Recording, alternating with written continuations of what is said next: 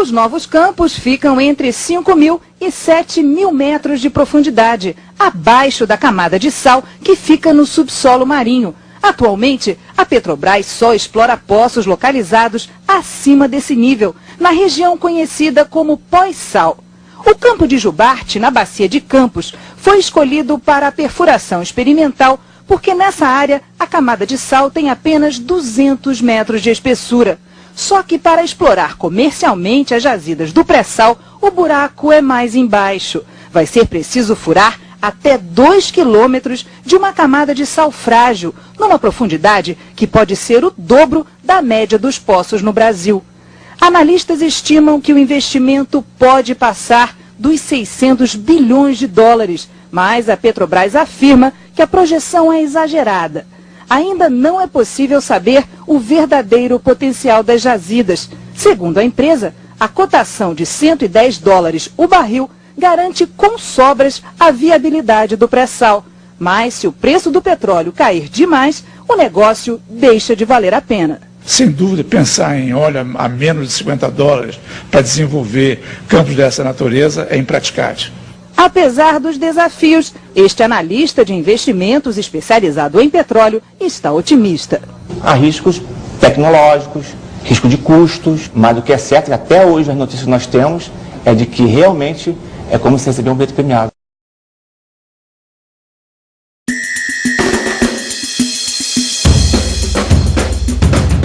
Em 2006, a história da exploração de petróleo do Brasil mudou. A camada pré-sal, com enorme potencial de produção de óleo e gás, foi descoberta. Uma área que poderá dobrar a capacidade das reservas brasileiras. Nós falamos que ela é uma nova fronteira exploratória, porque até a descoberta do pré-sal, o foco da atividade era na camada pós-sal, acima da camada de sal. A camada pré-sal está localizada entre os estados de Santa Catarina e Espírito Santo. São 800 quilômetros de extensão em uma faixa de 200 quilômetros de largura. A exploração e produção acontece em profundidades em torno de 2.000 metros de água e 5.000 de sedimentos. Em termos mundiais, se eu furar 10 poços exploratórios e encontrar petróleo em 3, dá um índice de sucesso de 30%, isso é um resultado muito bom. No pré-sal, o índice de sucesso tem sido na faixa de 80%. Resultados que provocaram uma transformação na infraestrutura para atender essa indústria. No Rio de Janeiro, foi criado um polo de desenvolvimento tecnológico. O principal salto tecnológico que vai se dar é maior autonomia no sistema de produção, né? Está se desenvolvendo sistemas autônomos, submersos, submarinos, com menor intervenção humana. Isso implica em robótica, em controle e numa série de atividades que hoje são realizadas no deck das plataformas, no convés, essas atividades vão ser realizadas no fundo do mar. Para isso, vamos ter que ter maior confiabilidade dos equipamentos, maior automação, maior controle. No Laboratório de Tecnologia Submarina, um dos destaques é o desenvolvimento do duto sanduíche. Quando se tem a produção de petróleo, né, o petróleo sai com uma determinada temperatura alta, de 70 a 100 graus, e à medida que ele vai passando naquele ambiente de alta pressão e baixa temperatura das grandes profundidades, ele tende a se resfriar e esse processo pode gerar parafina e bloquear o duto. Para isso nós temos que ter procedimentos de proteção térmica para que esse óleo chegue ao seu destino com uma temperatura que evite o bloqueio das linhas. O duto sanduíche é um dos produtos que estão sendo desenvolvidos para esse fim. O Laboratório de Ensaios Não Destrutivos de Corrosão e Soldagem pesquisa a preservação de equipamentos expostos a grandes profundidades do mar. O que tem de específico na corrosão na indústria do petróleo é a presença de dois gases principais que são bastante agressivos, que são o CO2 e o H2S. E o que tem de específico do pré-sal é a pressão que existe na presença desses dois gases. Então, tem que se estudar isso, porque é desconhecido como que eles se comportam nesses níveis de pressão, e é isso que nós estamos fazendo aqui no LNDC. O Laboratório de Tecnologia Oceânica possui um tanque com grandes dimensões para a simulação da operação em águas profundas. O Lab Oceano detém a profundidade recorde de 15 metros. Esse é o tanque mais profundo do mundo. Os tanques similares são 3 tanques, um na Holanda, outro na Noruega e outro na China, tem profundidade média em torno de 10 metros. Aqui são feitos ensaios de simulação dinâmica da plataforma, ou seja, quais são os movimentos dessa plataforma quando submetida às ações de ondas, ventos e correnteza. A gente diria que, em termos de futuro do Brasil, a independência energética é fundamental, certo? Então, o pré-sal, ele sustentará a necessidade energética do Brasil pelas próximas décadas. O Brasil ele passará a ser um país autossuficiente em termos de petróleo, e não só da produção de cru, porque paralelamente a isso nós estamos aumentando as nossas refinarias também. Então, o Brasil vai ficar autossuficiente também em combustíveis.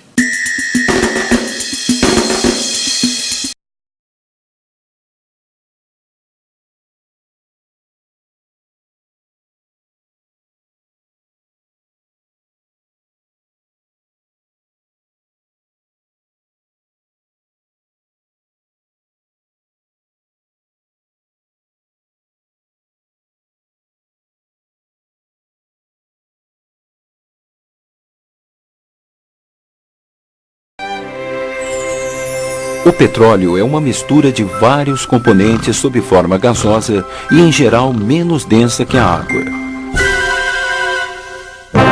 Hoje em dia, tem-se como certa sua origem orgânica. Admite-se que esta origem esteja ligada à decomposição dos seres que compõem o plâncton. Esses seres decompostos foram ao longo de milhões de anos acumulando-se no fundo dos mares e dos lagos e, pressionados pelos movimentos da crosta terrestre, transformaram-se em petróleo. A busca do petróleo é de grande importância para o desenvolvimento do mundo atual. O consumo tem aumentado muito e por isso a tecnologia para buscá-lo tem de ser cada vez mais avançada. Achar petróleo envolve outras atividades como a geologia e geofísica que levantam dados para a prospecção de novos campos de petróleo.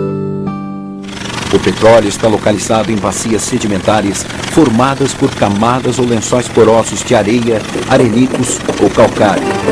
Finalmente, a broca atinge a rocha reservatório e a pressão do reservatório faz com que o petróleo comece a jorrar.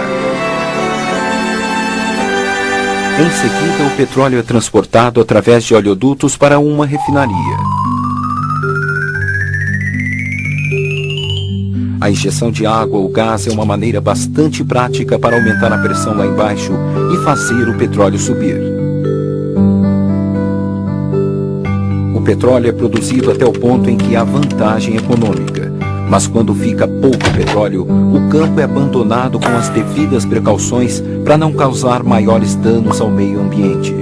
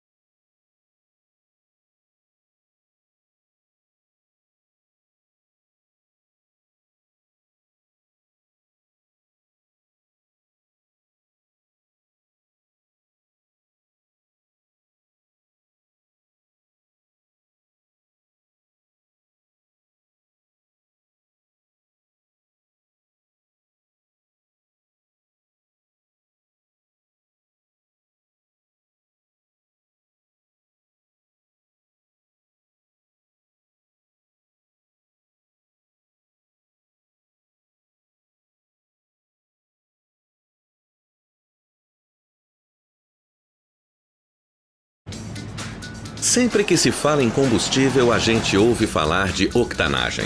A octanagem está diretamente ligada ao tipo e à qualidade da gasolina. Quanto maior a octanagem, melhor o desempenho do veículo. Mas afinal, o que é octanagem? A maioria dos carros que a gente vê no dia a dia usa motores de combustão interna de 4 tempos. No primeiro tempo, conhecido como etapa de admissão, o pistão do motor se move para baixo, aspirando a mistura de combustível e ar para dentro da câmara de combustão.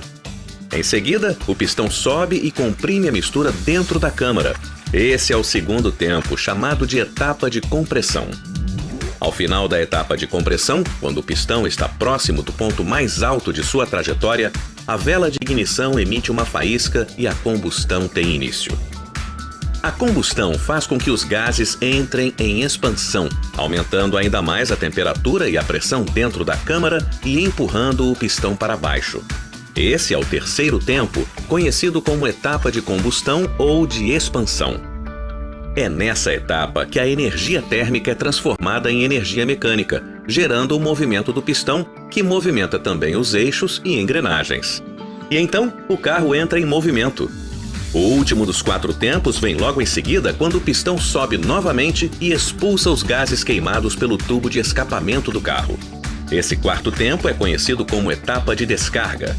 O processo todo começa novamente e se repete centenas, às vezes milhares de vezes a cada minuto, dependendo da rotação do motor, que está relacionada à velocidade do carro.